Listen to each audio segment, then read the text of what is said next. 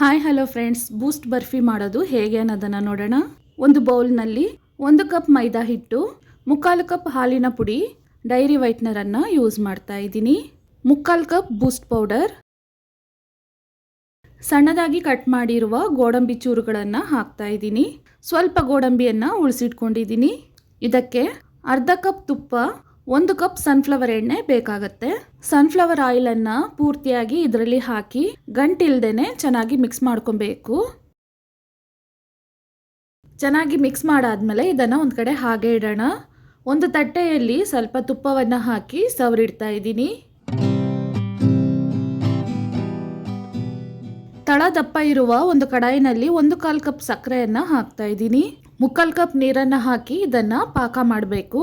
ನಿಮ್ಮ ಹತ್ರ measuring cup ಇಲ್ಲ ಅಂದರೆ ಯಾವುದೇ ಒಂದು ಕಪ್ನಲ್ಲಿ ಎಲ್ಲ ವಸ್ತುಗಳನ್ನು ಅಳತೆ ಮಾಡ್ಕೊಬಹುದು. ಸಕ್ಕರೆ ಬಿಳಿಯ ಬಣ್ಣದಿಂದ ಬದಲಾಗಿದೆ, ಪಾಕನು ಗಟ್ಟಿಯಾಗಿದೆ. ಈ ಟೈಮ್ನಲ್ಲಿ ಹದವನ್ನು ಚೆಕ್ ಮಾಡಬೇಕು. ನೋಡಿ, ಈ ರೀತಿ ಗಟ್ಟಿಯಾದ ಒಂದೆಳೆ ಪಾಕ ಬರಬೇಕು. ಈ ರೀತಿ ಬಂದಮೇಲೆ ಸ್ಟವನ್ನು ಪೂರ್ತಿಯಾಗಿ ಲೋ ಫ್ಲೇಮ್ನಲ್ಲಿ ಇಟ್ಟು ಮಿಶ್ರಣವನ್ನು ಹಾಕಿ ಚೆನ್ನಾಗಿ ಕಲಿಸ್ಬೇಕು. ತಳ ಹಿಡಿಯದ ಹಾಗೆ ಇದನ್ನು ಮಿಕ್ಸ್ ಮಾಡ್ತಾನೆ ಇರಬೇಕು. ಸ್ಟವನ್ನು ಲೋ ಫ್ಲೇಮ್ನಲ್ಲೇ ಇಟ್ಟು ಈ ರೆಸಿಪಿಯನ್ನು ಮಾಡ್ತಾ ಇದ್ದೀನಿ. ಎಣ್ಣೆ ಎಲ್ಲ ಇವಾಗ ಪೂರ್ತಿಯಾಗಿ ಹೀರ್ಕೊಂಡಿದೆ. ತುಪ್ಪದಲ್ಲಿ ಅರ್ಧ ಭಾಗವನ್ನು ಇವಾಗ ಹಾಕ್ತಾ ಇದ್ದೀನಿ.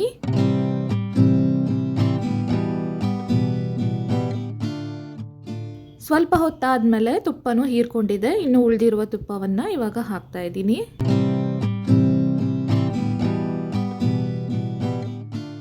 ಇವಾಗ ನೋಡಿ, ಚೆನ್ನಾಗಿ ಗಟ್ಟಿ ಆಗ್ತಾ ಇದೆ ಮತ್ತು ದೊಡ್ಡ ಗುಳ್ಳೆಗಳು ಕಾಣಿಸ್ತಾ ಇದೆ. ಈ ರೀತಿ ತೆಗೆದು ಹಾಕಿದಾಗ ಒಂದ್ರ ಮೇಲೆ ಒಂದು ರಿಬ್ಬನ್ ಸ್ಟ್ರಕ್ಚರ್ ತರ ಬೀಳಬೇಕು.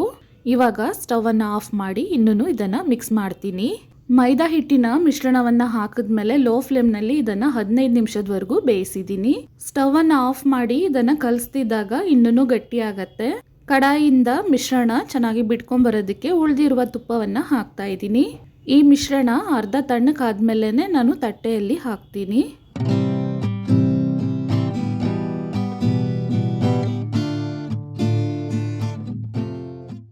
ನೋಡಿ, ಈ ಹದಕ್ಕೆ ಬಂದಮೇಲೆ ಈ ಮಿಶ್ರಣವನ್ನು ತುಪ್ಪ ಸವರಿರುವ ತಟ್ಟೆಯಲ್ಲಿ ಹಾಕ್ತಾ ಇದ್ದೀನಿ. ಹೇಳಿರುವ ಅಳತೆಗಳೊಂದಿಗೆ ಇದೇ ಮೆಥಡ್ನಲ್ಲಿ ನೀವು ಸ್ವೀಟ್ ಮಾಡಿದಾಗ ತುಂಬಾ ಚೆನ್ನಾಗಿ ಬರುತ್ತೆ. ತಟ್ಟೆಯಲ್ಲಿ ಹಾಕಿದ್ಮೇಲೆ ಇದನ್ನು ಸಮನಾಗಿ ಮಾಡ್ತಾ ಇದ್ದೀನಿ.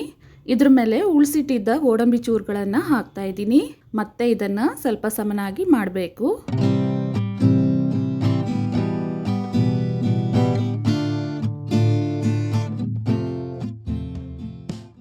ಈ ರೀತಿ ಮಾಡಾದ್ಮೇಲೆ ಇದನ್ನು ಅರ್ಧ ದಿನ ಸೆಟ್ ಆಗಕ್ಕೆ ಬಿಡ್ತೀನಿ. ಅರ್ಧ ದಿನ ಆದಮೇಲೆ ಈ ರೀತಿ ಚೆನ್ನಾಗಿ ಗಟ್ಟಿಯಾಗಿರುತ್ತೆ. ನಮಗೆ ಯಾವ ಸೈಜ್ನಲ್ಲಿ ಸ್ವೀಟ್ ಬೇಕೋ ಆ ಸೈಜ್ಗೆ ಕಟ್ ಮಾಡ್ಕೊಬಹುದು.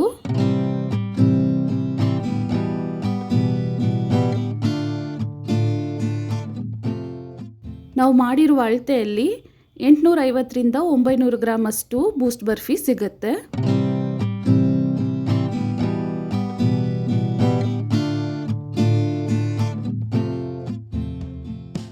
ತುಂಬಾ ರುಚಿಯಾದ ಪರ್ಫೆಕ್ಟ್ ಆದ ಬೂಸ್ಟ್ ಬರ್ಫಿ ಇವಾಗ ರೆಡಿಯಾಗಿದೆ. ವೀಕ್ಷಕರೇ, ಈ ವಿಡಿಯೋ ನಿಮಗೆ ಇಷ್ಟ ಆಗಿದ್ದರೆ ನಮ್ಮ ಚಾನಲನ್ನು ಲೈಕ್ ಮಾಡಿ, ಸಬ್ಸ್ಕ್ರೈಬ್ ಮಾಡೋದನ್ನು ಮರೆಯಬೇಡಿ. ಧನ್ಯವಾದಗಳು.